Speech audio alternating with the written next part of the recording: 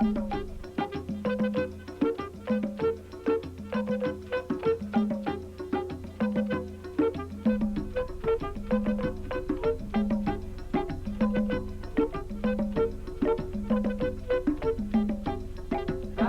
à la queue de tortue, c'est pour manger des pains perdus, et courtiser les jolies filles, et se saouler à la bonne.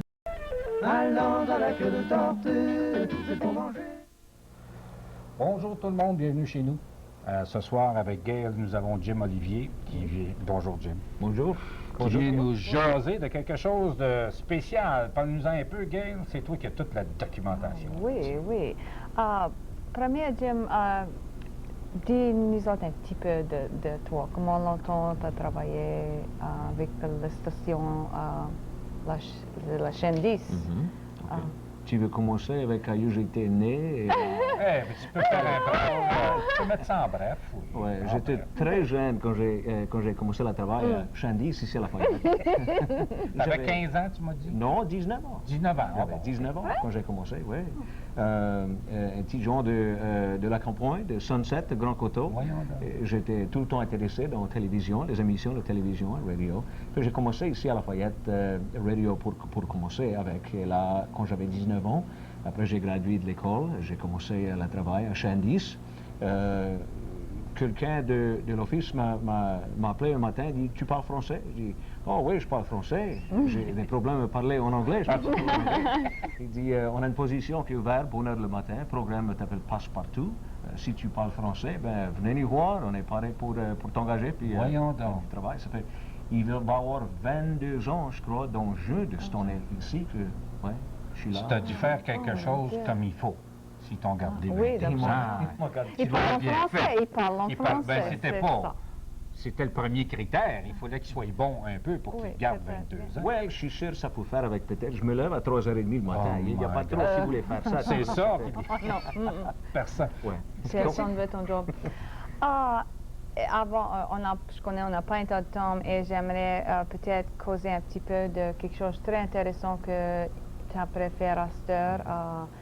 Ça pour faire avec l'assassination le président John F. Kennedy. Dis-nous un petit peu de ça. Comment tu as commencé? Il y a proche 20 ans que j'avais étudié l'assassination du président John F. Kennedy. C'est arrivé, si vous vous rappelez, novembre le 22 1963, la ville de Dallas, pas loin d'ici, au Texas. Et depuis que j'ai sorti de l'école, j'avais écouté, regardé les histoires contre ça, le gouvernement et l'investigation que le gouvernement fait sur le sujet se trouve. Et c'est très, très bien intéressant pour moi. Comme je dis, il y a à peu près 18-19 ans que j'avais étudié ce sujet. Ça, dans cette... il y a eu une évolution effroyable à propos de ça. À chaque année, l'histoire change. On dit, bon, non, c'était pas Oswald, c'était pas ci, c'était pas ça. Comment est-ce que tu trouves ça, toi, du début? Puis maintenant, il y a eu une vue assez ciné faite récemment qui donne un autre angle avec peut-être un président involved in it. Qu'est-ce que c'est qui est, d'après tout ce que c'est que tu as fait, toi, quelle est ton idée là-dessus? Qu'est-ce que tu penses de ce qui s'est passé, peut-être, réellement? Je crois que c'est important pour le monde de connaître qu'il y a eu 2 crimes qui ont été faits le jour ça. Un, c'était quand le président a été tué, l'assassination, et l'autre, c'était couvert l'assassination. Et cela qui a tué le président, après toutes ces années d'étudier le sujet, ça semble comme si ce serait des parties de le gouvernement, de l'intelligence, le CIA, mariés ensemble avec une partie du MAB, le mafia, ensemble. Faut connaître que des années passées, avant le président Kennedy a été électé dans l'office, dans l'année, je crois, 1958-59, après Fidel Castro a pris la place à Batiste, comme président dans l'île de Cuba. Vice-président Richard Nixon était dans l'office et lui, avec des membres de la compagnie d'intelligence CIA, s'est mis ensemble avec des membres du mafia pour essayer de détruire Castro, pour l'éliminer et sortir Castro. Et quand Kennedy a gagné l'élection dans 1960, quand il a pris l'office, le travail d'éliminer Castro était en effet déjà. Si vous vous rappelez le Bay of Pigs dans l'année 1961, Kennedy a blâmé le CIA pour l'information qu'ils lui avaient donnée. Une mauvaise information. Exactement. Et là, dans 1962, le Cuban Missile Crisis a eu... ça, je me souviens de ça. Les Russies étaient après installé des missiles dans l'île de Cuba aussi. Et c'était un temps qui était bien dangereux pour les États-Unis et aussi pour la Russie. Le président Kennedy avait dit qu'il aurait détruit le CIA. Son frère Robert Kennedy était avocat général des États-Unis, si tu te rappelles. Il était, comment dire en anglais, eating mafia bosses for breakfast. Oui, il était supposé de faire un gros clean-up. Hein? Exactement. Ça fait, il y avait des parts de la compagnie CIA et des parts de la mafia qui voulaient détruire le président Kennedy. Pour cette raison, ça ici. Et ensemble, ça ressemble comme si que... et quand je dis le CIA, on ne parle pas de toute la compagnie CIA. Non. Un élément quelconque. Exactement. Et c'est ça mon étudiant de proche 20 ans me dit qu'arrivait. Et depuis ça, le gouvernement a couvert l'histoire. Parce que le gouvernement ne voulait pas... le monde des États-Unis connaît qu'une partie du gouvernement était en mariage avec une partie du mafia, après travailler ensemble. Pour faire cela. Quand tu as décidé de commencer ça, quoi c'est la première chose que tu as fait? Tu as été... tu as causé avec quelqu'un? Tu as été en quelque part? Comment ça s'est développé, ça? J'ai été à la ville de Dallas, à Youssaribe, à Dili Plaza, dans le sud de le village. Et la première sensation que ça donne, c'est une bonne place pour tuer quelqu'un, parce que si tu n'as jamais été, ben, tu devrais aller, si tu es intéressé dans le sujet. Dans l'histoire. J'ai causé avec le monde qui était là, qui a vu et qui a attendu que c'est les autres croix qui arrivaient. Il y a 52, 53 personnes qui disent qu'il y avait, c'est pas Oswald, il y avait quelqu'un d'autre qui t'avait tiré au ouest du président, en avant du président. Le gouvernement a dit non, c'est pas comme ça arrivait. Mais 52, 53 personnes, ensemble, c'est beaucoup. C'est croyable. Oui. Puis des gens qui n'ont pas aucune raison pour mentir. Oui. Au contraire, ils veulent dire la vérité. Moi, je trouvais ça, justement, je regardais un petit peu une analyse, tu parles du coin, et puis il montrait l'angle, et puis c'est à un moment où le véhicule doit modérer à un rythme très lent. Comme tu dis, c'était l'endroit idéal si tu étais pour faire une assassination tout le temps voulu pour tirer, prendre le temps. Qu'est-ce que tu penses? Moi, je vais vite, on va revenir s'il faut.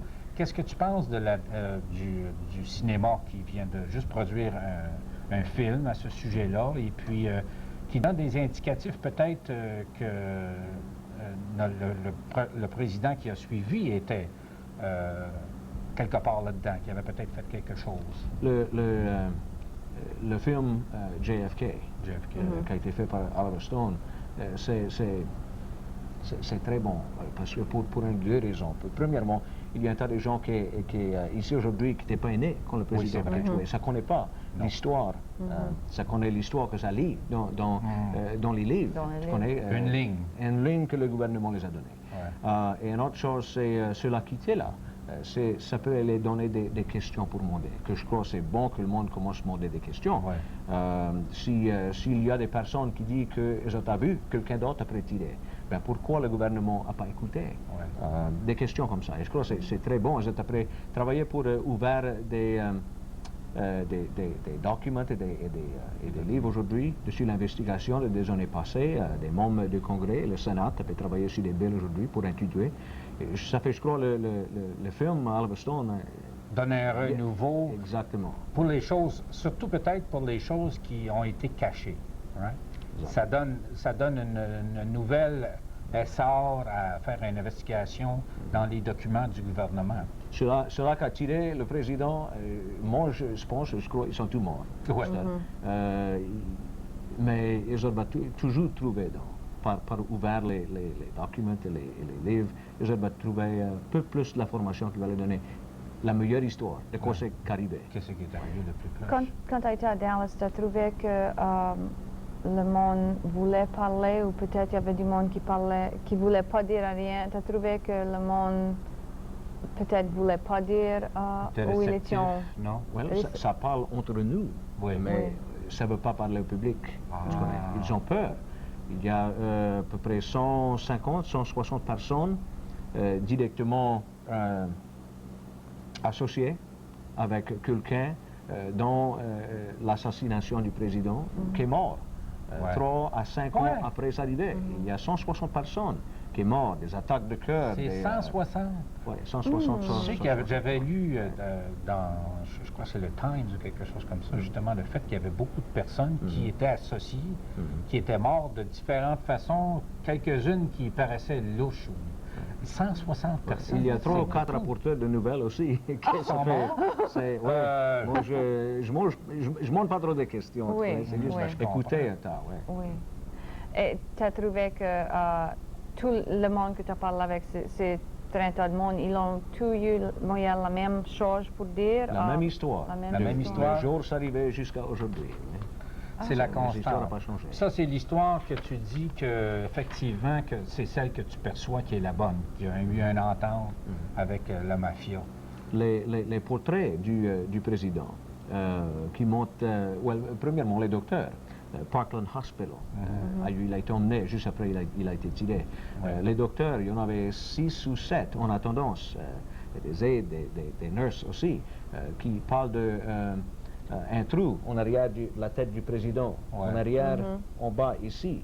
Les portraits que montre aujourd'hui le gouvernement du autopsie du président, ça montre pas de trou ici du tout. Non? Non, c'est en avant ici sur la tête pour montrer qu'il a été tiré par en arrière. Puis l'explosion a pris place en avant, tu connais. Des travailleurs du président Kennedy, qui était en charge directement en arrière de lui, a dit au FBI, il y a quelqu'un qui a tiré en avant. Il a dit non, c'est une erreur, tu ne connais pas quoi tu dis. Des histoires comme ça, c'est bien curieux, tu connais. Oui, on dirait, c'est pour demander pourquoi ils vont faire quelque chose comme ça, pourquoi ils vont dire ça, quoi tu crois la différence? Il y avait un tas de monde au gouvernement, dans le militaire, qui n'aimait pas le président Kennedy. Et ça a été apprécié à faire. Ils avaient trop peur de la Russie. Russian Threat s'appelait, ça s'appelle. C'était pas trop longtemps avant ça que le sénateur Joseph McCarthy avait fait sa grosse il histoire. avait fait peur à tout le monde avec, tu connais, la Russie, avec le Russian Threat, ça s'appelle. Et le président Kennedy est apprécié à faire ami avec la Russie et avec l'île de Cuba, avec Castro aussi. Et les membres des militaires n'aimaient pas ça. Ils avaient peur. Alors là, tu vois là-dedans, toi, peut-être une manigance, comme tu dis, de certains gens de la CIA, peut-être même des militaires qui n'étaient pas dans la CIA, à cause du rapprochement avec Cuba et la Russie à ce moment-là. Exactement. Puis ça suit bien parce que, comme tu dis, juste avant ça, il y avait McCarthy qui, lui, tout le monde était communiste. If you talked the wrong way or said anything, or tu parlais, breathe the wrong way, c'était communiste, right? Exactement. If you flushed when you talk, you were red. Exactement. C'était ça. Ça suit bien l'histoire, par exemple. Partir de là, aller là, aller là. Quoi d'autre tu as fait depuis que tu as été à Dallas? Quelle sorte d'autres recherches? J'ai 3 ou 4 personnes dans la ville de Dallas qui avaient travaillé sur le sujet ça depuis le jour s'arrivait. Et on parle 3 ou 4 fois par semaine sur les développements et les nouvelles de quoi c'est qui peut prendre place avec les investigations encore. Et j'ai parlé avec un tas du monde. Il y en a qui étaient en attendance pour un symposium à Dallas dans novembre, novembre de l'année passée. Et j'avais l'honneur d'être sur le panel pour discuter quoi c'est tout le monde ça a vu le jour. Après essayer encore faire un autre, après recorder ça pour donner ça au gouvernement et dire, gars, écoutez, tu connais. Et là encore sur le 7 avril du mois qui vient, On va avoir un autre symposium à l'Université de Louisiana Tech à Ruston. Ah!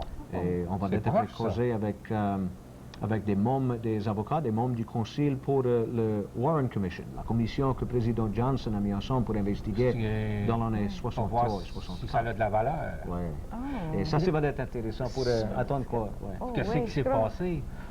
Je voulais savoir si dans tout ce que tu sais que tu as lu, puis toutes les investigations que tu as faites, si tu as vu le développement de l'assassination de son frère, Robert. Qui était assassiné par après.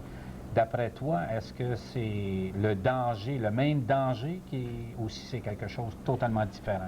Sénateur Robert Kennedy avait dit à des amis le jour où il a été tué que la seule moyen que le monde des États-Unis aurait connu la vérité de ce qui s'est arrivé avec son frère, président Kennedy, c'est lui-même, Robert, aurait été président.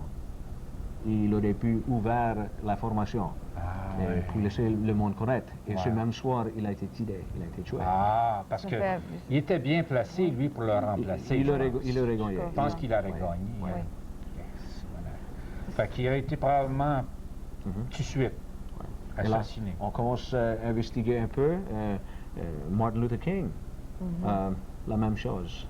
Ah, ben je vois, il n'y a pas d'association. Parle-moi un petit peu de ça. Comment c'est associé avec Oui, ça? c'est pas directement associé. Martin Luther King, vous connaissez J. Edgar Hoover, le directeur du FBI. Ah oui, qui sur le était passé. lui. Ouais, Oui, OK. il croyait que Martin Luther King était encore un Russian spy. Ah, OK. qu'il était Oui, Russie. il essayait de le Ouais. prendre Ouais, tout le il temps. avait essayé de faire les États-Unis, tu connais, Ouais, avec ouais, les ouais, Noirs ouais, et les ouais. Blancs ensemble. Et, la manière que lui, il a été tué, et l'homme que j'ai ramassé, que j'ai dit, James Earl Ray, qui a tué Martin Luther King. Il a tout le temps dit que ce n'était pas lui. C'est vrai qu'il- Sirhan, celui-là qui a été suspect de tuer Robert Kennedy, dit il ne se rappelle pas de tirer seulement. C'était lui, mais c'est bien curieux, bien intéressant. C'est bien Ah, j'avais intéressant pas de fait voir la... ça. Tu vois-tu, quand toi tu dis ça, j'avais pas fait le cercle avec Martin Luther King puis tout ça. L'association, c'est le communisme et la peur du communisme après le McCarthyisme qui était si suffisant.